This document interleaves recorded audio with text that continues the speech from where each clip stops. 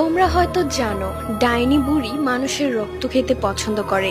আজকে আমি তোমাদেরকে শোনাবো এক ডাইনি বুড়ির গল্প।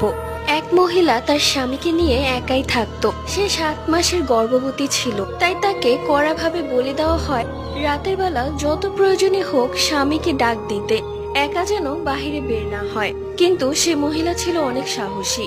সে বলতো, ওইসব ভূত প্রেত আমি বিশ্বাস করি না, দেখবো নে কার কতটুক সাহস আমার সামনে আসার।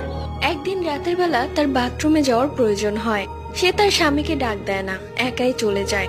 বাথরুম শেষ করে আসার পথে বাঁশঝাড়ে কিছু একটার শব্দ পায়, তাই সে বাঁশঝাড়ের দিকে উকি দেয়। দেখে গুজো একটা বুড়ি, চোখে যেন আগুনের ফুলকি জ্বলছে। একটা সাদা গরুর পেট থেকে অর্ধেক খাওয়া, মুখে রক্ত লেগে আছে।